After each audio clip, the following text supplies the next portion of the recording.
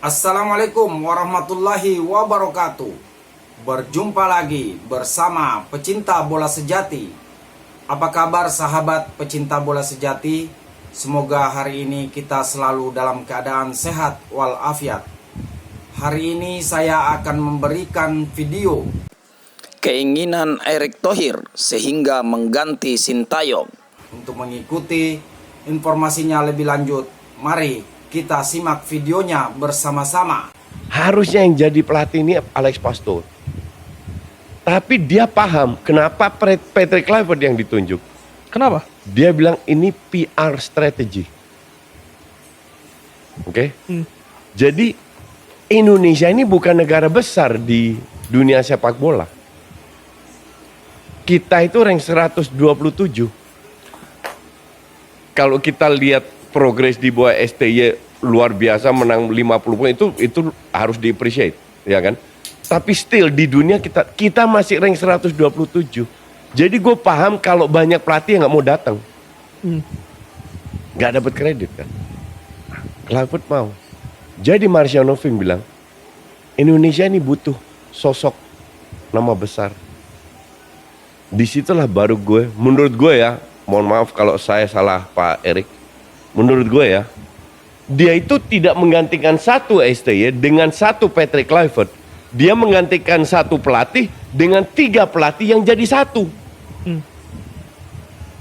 Jadi jangan lihat Kluivert gantikan STY. Yang harus dilihat adalah STY digantikan oleh Kluivert, Pastoor, dan Lansat. Karena 3-3 ini sekali lagi berdasarkan data yang gue dapat dari Belanda, ini Klopp, Kluivert untuk namanya, kredibilitasnya, bisa membantu striker kita yang bisa dibilang cukup mandul karena dia berapa kali pelatih striker. Yes. Terus bisa merangkul ruang ganti. Ini juga gue dapat info seperti itu. Pastoor, tactical, very strong, analytic, very strong. Dan mereka satu lifting, satu generasi pada saat ambil lisensi. Jadi bukan mereka nggak kenal, mungkin bukan temenan ya, tapi mereka saling kenal, saling tahu. Dan Alex Pastoor ini dinobatkan sama netizen Belanda sebagai analis terbaik di Belanda. Masuk Denny Lansat. Denny Lansat bisa bahasa Indonesia, lebih paham budaya Indonesia, yang bisa mungkin menyatukan. Jadi gue lihat setelah beberapa hari pemecatan SC, oh ternyata ini nih yang diinginkan oleh Erick Thohir. Karena Erick juga bilang, Pastoor ini bukan sepenuhnya pilihan dari Kluivert. Tapi setelah mereka bicara, 3-3 setuju dengan proyek ini. Denny Lansat ini bisa ikut Pascal Jansen ke New York City. Karena sebelumnya dia asisten pelatih di Ferencváros, Hungaria. Pascal Jansen dibajak sama City, dia bisa ikut. Dia nggak mau. Usianya juga masih jauh di bawah Kluivert, lebih muda, berpengalaman, mantan pemain timnas, pemain bagus juga di generasi yang bagus. Jadi ini yang menurut gue ya, sekali lagi mungkin gue salah. Menurut gue, oh ternyata ini yang diinginkan oleh Erick Thohir. 3 ini jadi satu untuk menggantikan satu pelatih. Karena sebelumnya kita nggak tahu peran asistennya STY apa. Nggak pernah terekspos. Iya kan? Tugas-tugasnya apa? Nggak pernah terekspos. Sekarang diekspos 3-3. Artinya ini ada korelasi dengan evaluasi yang kemarin dilakukan. Karena kan kemarin sempat disebutkan ada ruang ganti yang menjadi masalah. Lalu juga mungkin secara taktik juga menjadi masalah. Ini yang akhirnya diadres oleh Pak Erick dan juga didatangkanlah 3 figur ini yang saling melengkapi ya Coach ya? Ya betul. Gue sudah dengar gosip-gosip ini lama. Tapi kan namanya gosip ya, gue bukan orang lain mungkin bisa langsung denger gosip, bikin konten. Gue kan enggak. Gosip yang mana nih? Gosip semua gosip. Termasuk ruang ganti? Termasuk ruang ganti. Udah lama gue denger. Tapi kalau gue ungkapkan akan jadi bola liar kan? Ya. Jadi bola liar. Bola liar. Dan gue nggak ada bukti berdasarkan gosip. Tapi sekarang Pak Erick sendiri sudah mengatakan Dan ternyata benar dari apa yang gue dengar. Gue tidak dengar dari orang PSSI. Satu. Mungkin dari orang yang gue bisa percaya dia dengar-dengar dari lain. Ngerti nggak? Kembali lagi ini gosip. Ternyata ini yang berkali-kali dibahas kan. Keributan tidak cocok dengan tactical. Kita pakai logika. Nggak bahas gosip. Kalau kita bicara soal ketidakcocokan masalah pemain dan itu gue bisa mengerti kenapa masalah budaya. Pernah nggak kita dapat penjelasan soal Elkan nggak dipanggil lagi? Nggak pernah. Bergwijn pada saat dia pindah ke Saudi Arabia, Ronald Koeman langsung bilang, lu pindah ke sana, lu menghancurkan karir lu nggak akan masuk ke timnas lagi. Dia kasih alasan, like or dislike. Bergwijn keluarkan statement lagi, ya gue nggak setuju.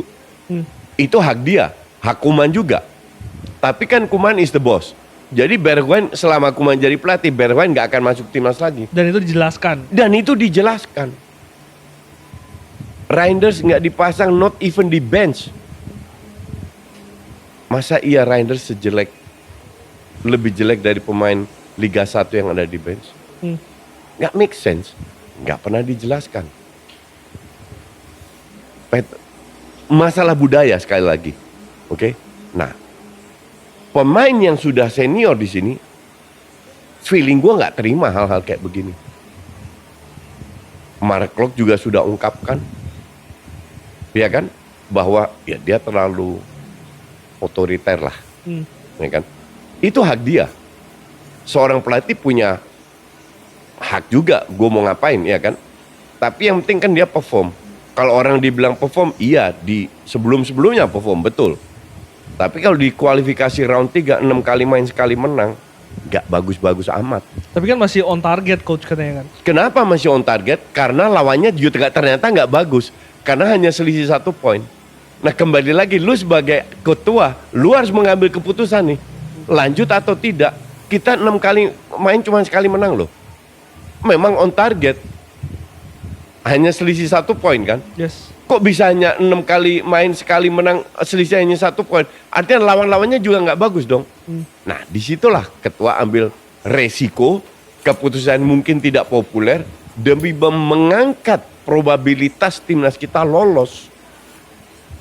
Saya mau bahas soal ketua nanti coach, tapi saya mau balik lagi ke ruang ganti itu.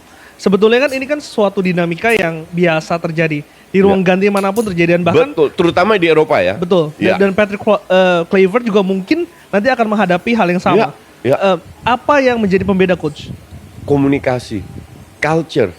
Gue udah pernah ungkapkan di video gue masalah culture. Kalau lu bisa bahasa Mandarin, oke? Gue nggak bisa sih. Gue juga nggak bisa. Asumsi gue bisa bahasa Mandarin. Gue ke China. Orang kita lu sesama Cina kok, ya kan? Kita didiskriminasi di sana. Yeah. Even kita bisa bahasa Mandarin, karena kita nggak tahu culture-nya.